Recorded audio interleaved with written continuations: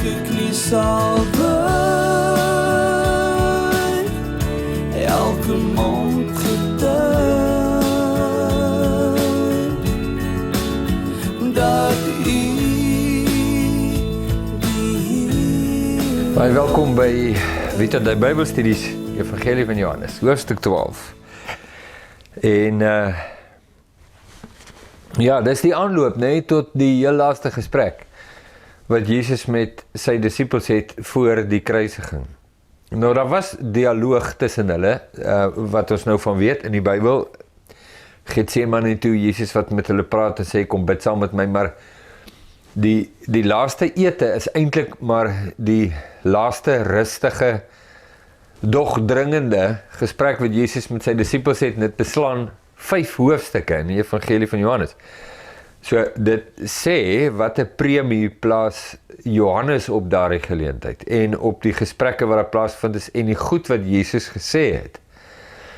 So wat beteken dat wel niks in die Evangelie van Johannes is tralala nie, maar veral nie die laaste gesprek nie. Nou niks in die Evangelie is tralala nie, maar ons verstaan die laaste gesprek, 5 hoofstukke, insluitende die priesterlike gebed, of die sogenaamde priesterlike gebed, hoe ons dit nou noem, Johannes 17, wat deel was van daardie gesprek heel in die einde, voordat hulle uitgegaan. Johannes 12 is nou die opbou daarvan, en Jesus wat met die mense praat, laaste gesprek was net tussen hom en die disippels. Nou praat hy met die mense, daar's Grieke, wat na Filippus toe kom, en Johan en Jesus wat sê, as die koringkorrel nie in die grond val en sterf nie. En dan het ons met die laaste opname het ons 'n paar goed gesê. Ek moet net eers weer my leesbrilletjie reg kry, en dit is goedjies soos, as ek van die aarde verhoog word, sal ek almal na my toe trek. Dit het hy gesê om aan te dui hoe hy sal sterwe. Daar was toe 'n misverstand onder die mense, ja, maar die Christus is dan vir ewig, hoekom verstaan nou nie lekker nie, bring nie die lekker kloutjie by die oor nie, dan, solank as julle die lig het, vers 36, glo in die lig, sodat julle kinders van die lig kan word, dit het Jesus gespreek, en hy het weggegaan, en hom vir hulle verberg. En alhoewel, hy so baie tekens voor hulle gedoen het hulle nie in hom geglo nie, sodat die woord van die profeet vervul sou word. Nou, terwyl ons het dit gedoen, ons het dit gelees eerder, kom ons sê net so, in die vorige hoofstuk, heel wat van hierdie verse is voor die hand liggend, ons sien die sentimente in die harte van die mense in Judea, en dan veral hier in Jerusalem, in die omtes van Jerusalem, dat hulle nie in Jesus glo nie. En dat Jesus homself aan hulle geopenbaar het deur die tekens wat hy doen, en hulle hom nog steeds weier. En dan dink ek aan die gedeelte weer, waar Jesus in 'n ander evangelie bid en sê, o Jerusalem, Jerusalem, hoe dikwels wou ek julle by mekaar maak, soos 'n hen haar kykers by mekaar maak, maar julle wou nie. Nou, kom ons sê ietsie, ek wil 2 goedjies vir jou sê, wat ek dink nou belangrik is, voordat ons aangaan. Die een is die stukkie kommentaar in hierdie hoofstuk oor die profesie in Jesaja. So dit klink so. Die profeet Jesaja het gesê, wie het ons prediking geglo, en aan wie is die arm van die Here geopenbaar? Daarom kon hulle nie glo nie, omdat Jesaja ook gesê het, hy het hulle oë verblind en hulle hart verhard, sodat hulle nie met die oë sou sien, en met die hart verstaan, en hulle bekeer, en ek hulle genees nie. Goed, ons moet iets oor dit sê, want daar is mos nou verskillende denkrigtings in skole in die wêreld. So, ek wil jou jou voorbeeld gee van hoe jy moet pas op, dat jy nie van die spreekwoordelike ditch on the one side of the road, go to the ditch on the other side of the road. Nee, van die een sloot na die volgende sloot nie. Maar dat jy so die middel van die pad kry. So as ons hierdie gedeelte lees, dan kry ons die idee dat die mense glo nie en hulle sien nie, want God verhoed hulle om te glo en te sien. Nou, die mense wat die verstaan aanhang, sê dan gewoonlik, maar God is soewerein en ons verstaan nie sy weë nie, maar hy is soewerein, hy kan doen net wat hy wil, en dan gewoonlik kom daar 'n hele klomp aanhalings uit die boek Romeine. Nou dit op sigself is 'n perd van 'n ander kleur en daaroor sal ons nou gesels die dag as ons die Romeine Bybelstudie doen. Maar dan sal nou aanhalings uit Romeine om nou te sê, kyk, veral Romeine 9 tot 11 wat dan nou spesifiek ook van die Jode praat, om te sê, maar kyk hier verduidelik Paulus, God verhard hulle harte, sodat die heidene kan inkom. Nou, as dit die verstaan is, dan bring dit 'n ander soort probleem na die tafel toe. En die probleem is, dat God hulle verantwoordelik hou, dat hulle nie glo, en dat hulle nie sien nie. Nee, soos dit nou hier sou staan, hy het hulle oë gesluit, en hulle harte verhard, sodat hulle nie sou sien en nie sou glo nie. Nou het ons 'n konflik van karaktergetuienis. So, die konflik van die karakter is, dis nou eenvoudig, jy kan dit in alle waarskynlikheid dadelik insien, en dit is dat God verblind hulle om nie te sien nie, maar dan hou hy hulle verantwoordelik, dat hulle nie sien nie. Jy sien? En nou het jy 'n probleem, want as jy nou die soewereiniteitsargument tafel toe bring, dan sit hy nie reg nie. Bedoelende, jy kan nie nou sê, God verblind hulle, en dan hou hy hulle verantwoordelik, maar hy kan doen net wat hy wil, want hy is soewerein nie. Jy kan nie dit sê nie. Hoekom nie? Omdat God nie net soewerein is nie, hy is ook heilig. En dis 'n heilige soewereiniteit, nie net 'n soewereiniteit nie. Wat beteken? In sy soewereiniteit is daar geen onreinheid nie, en geen onheiligheid nie. Daarmee bedoel ons nie bloot dat God kan doen wat hy wil, want niks wat hy doen is sonde nie. Ons bedoel daarmee dat hy niks sal doen wat sonde is nie. Dis wat ons daarmee bedoel. En dit is bedrieglik. En 'n emosie van wantroue in die karakter van God, om dan te sê, hy verhoed mense om te sien. Keer hulle wil sien, maar hy keer hulle om te sien, en dan hou hy hulle verantwoordelik, dat hulle nie sien nie. Dis net, maak nie saak hoe jy nou daarna kyk nie, dis in alle gevalle 'n emosie van wantroue in die karakter van God, wat beteken jy kan nie in daardie rigting redeneer nie, jy kan nie. So, wat is die opsies wat vir ons oop is om gedeeltes soos hierdie te verstaan? Nou, jammerlik so, is ek nou nie heeltemal voorbereid vir wat ek jou nou wil sê nie. Daarmee bedoel ek, as ek nou 'n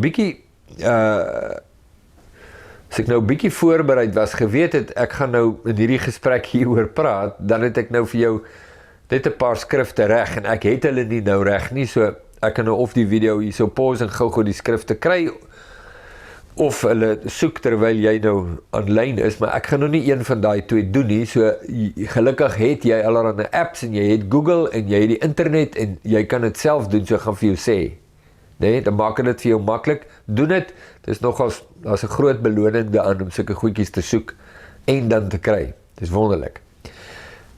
So ons kry baie meer die idee dat die mense nie wil sien nie, dit kom nou uit die Ou Testament uit. Die mense wil nie sien nie, en wil nie sien nie, en wil nie sien nie, en dan laat God hy laat hul oor aan hulle harde harte en rebellie. Hy laat hulle oor aan hulle begeerte om nie te sien nie, sodat hulle nie sien nie. Nou, dis baie interessant, want dis nie ek wat so gis nie, dit kom nou uit skrifte uit, ons weet Paulus skryf ook en sê, maar God het hulle oorgegee aan die gees van die leuen om die leuen te glo. Nou dis net so 'n wonderlike skrif om te verstaan, want hulle hou vas aan die leuen, hulle hou vas aan die duisternis, en Jesus sê, julle wil nie na die lig toe kom nie, sodat julle werke openbaar word nie. En dan in hulle volgehoue, die mens nou, in sy volgehoue rebellie teen God, is daar 'n punt waar God hom aan die weg wat hy kies, oorgee. Dan is dit nie 'n geval van hulle wil sien, maar God verhoed hulle om te sien nie. Dis nie dit nie. Nou, dis 'n baie belangrike saak, want dit verduidelik dan klokhelder ook hoekom die mens verantwoordelik gehou word voor God, omdat hy nie sien nie. Andersins as jy hom andersom werk, soos wat baie mense nou omgaan met hierdie tipe skrifte, dan kom jy net by 'n plek uit wat net glad nie die waarheid is nie. En nou herinner ek my aan jare terug, in my Hebreëse klasse. Nou ja, ek sê weer, dis nou jare terug, nee. So, as jy 'n aktiewe Hebreëse student is, ek bedoel nou ordentlik Hebreëus, Bybelse Hebreëus studeer, dan mag jy dalk nou 'n foutjie of twee agterkom, maar ek moet nou met jou praat uit wat ek kan onthou. So, daar's verskillende naamvalle in Hebreëus. Nou, baie tale het sulke naamvalle, Grieks het dit, moderne tale soos Duits het dit, Spaans het dit, nominatief, genitief, datief, akkusatief is gewoonlik, nominatief, genitief, datief, akkusatief is Duits, is die 4 verskillende naamvalle wat verbuigings bepaal van 'n bepaalde werkwoord. Hebreëus het sommer 'n hele klomp, Duits het net 4, Grieks, as ek reg onthou het 5, Hebreëus, ek kan nou nie onthou nie, maar ek wil my so half dink het 7. So dit maak die grammatika baie moeilik. Maak dit net moeilik. Wat Hebreëus ook nogals moeilik maak om te bestudeer, en ek onthou toe ons Hebreëus studeer het, dan begin dit vreeslik maklik, en dan raak al hoe lywiger. Dis nou hoe ek het nou onthou. Maar nie te min. Nou, die naamval van 'n werkwoord is baie belangrik, omdat dit bepaal wat daardie werkwoord beteken. So ek wil jou 'n voorbeeld gee. Die Hebreëse naamval Hitpael, as ek nou reg onthou, is die naamval, en julle wat nou aktiewe studente is, kan my dalk hier korrigeer, maar jy sal dadelik weet waarvan ek praat. Daar is 'n Hebreëse naamval, en ek dink dit is die Hitpael, wat as 'n werkwoord in daardie naamval, ek noem dit nou 'n naamval, as seker nou 'n beter woord daarvoor, dan beteken die werkwoord nie soseer dat die persoon aan wie die werkwoord toegeskryf word, doen die aksie nie, maar dat die persoon aan wie die werkwoord toegeskryf word, laat toe dat die aksie plaasvind. Nou, dit is belangrik vir klomp redes, soos byvoorbeeld, in die Ou Testament sê dit dat God het Farao se hart verhard. In die Hebreëse naamval van Hitpael kom dit eintlik uit op, God het toegelaat dat Farao sy hart verhard. Farao is die aktiewe agent. God het ook 'n rol wat hy daar speel. Maar die rol raak nou baie duidelik. As ek in Afrikaans vertaal, God het Farao se hart verhard, dan beteken dit, Farao het 'n sagte hart gehad, toe verhard God Farao se hart, en toe hou hy Farao verantwoordelik omdat hy 'n harde hart het, en dit onmiddellik sê ek, wow, wel as dit waar is. Dit is een van die grootste aanklagtes teen God, sou dit wees.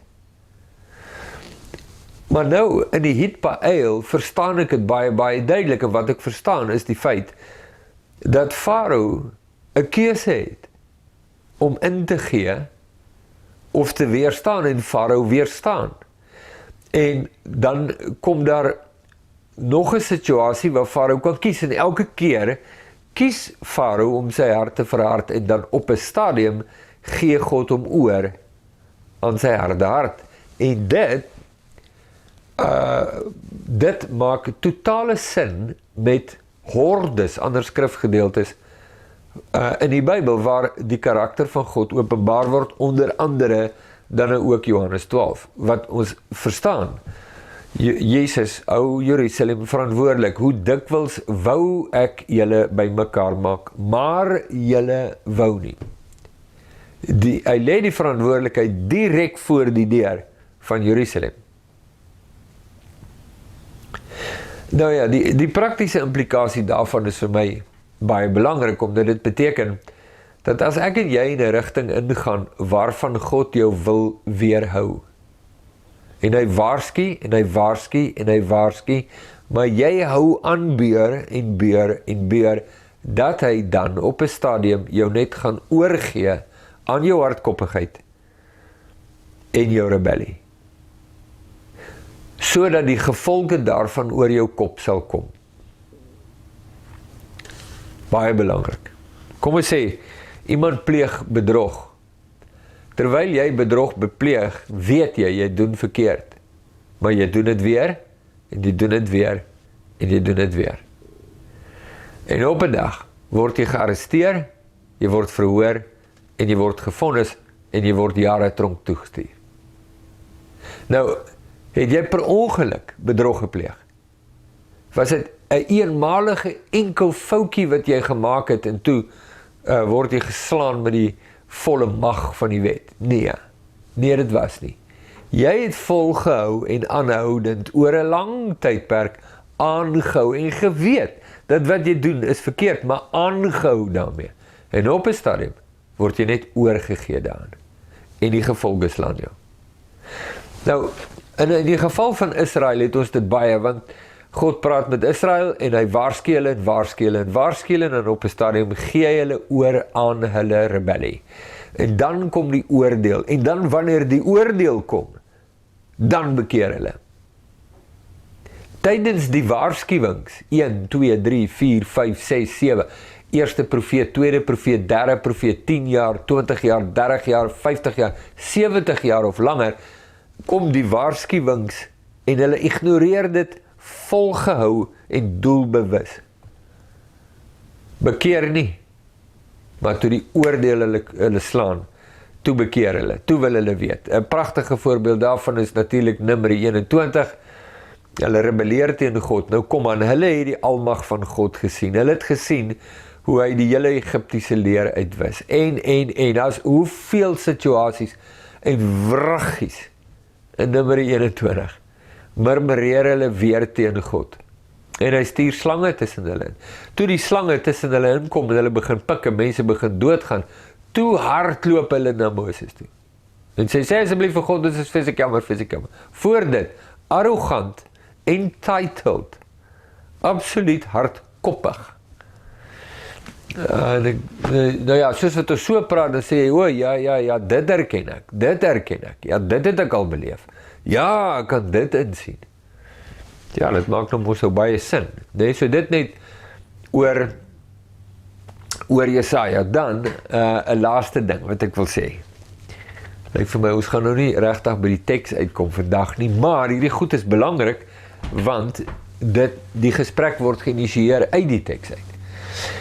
Die laaste ding wat ek vir jou wil noem is die belangrikheid om die inhoud van die evangelie reg te kry. Nou, daar is baie weergawes van die evangelie in die wêreld. Maar net een is die evangelie van God. Nou, uit die evangelie van Johannes is dit mos, skryf hy sê, nog baie ander tekens het Jesus in die teenwoordigheid van sy disippels gedoen wat in hierdie boek nie opgeteken is nie. Maar hierdie, wat hier opgeteken is geskrywe spesiaal sodat julle kan glo dat Jesus die Christus is en deur te glo lewe kan hy in sy naam.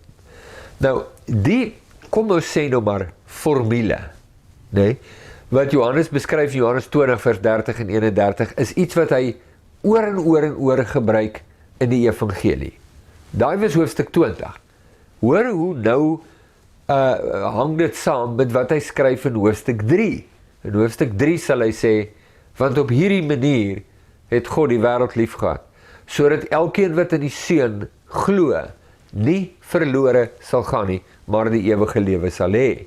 Dit sê hy ook in vers 17, dit sê hy ook in vers 18 en verder, en dan eindig hy die hoofstuk met elkeen wat in die Seun glo, het die ewige lewe, maar wie aan die Seun nog gehoorsaam is, sal die lewe nie sien nie, maar die toorn van God bly op hom. Later in die evangelie vra hulle vir Jesus, wat is die werke van God? En dan sê Jesus vir hulle, dit is die werk van God, dat julle glo in die een wat God gestuur het. Later gebeur dit weer, ek dink dit was hoofstuk, wat was dit, 5, 6 en dan weer in hoofstuk 8, waar Jesus vir hulle sê, ek het vir julle gesê, dat as julle nie glo, dat ek is wie ek sê ek is nie, sal julle in julle sondes sterwe. Nou, Johannes gebruik het oor en oor, bring hy dit in sy evangelie na vore, sodat jy moet verstaan wat die inhoud van die evangelie is. Nou, die regte inhoud van die evangelie bring 'n openbaring van wie Jesus is. Hierdie openbaring van wie Jesus is, ontlok 'n reaksie. Die regte reaksie bring die lewe van God. Weet jy hom? Dis belangrik, né? Kan jy sien? Die regte inhoud bring die regte openbaring van wie Jesus is. Die regte openbaring ontlok 'n reaksie. So jy kan dit of aanvaar of verwerp. Die regte reaksie op die openbaring van wie Jesus is, neem jou na die lewe van God.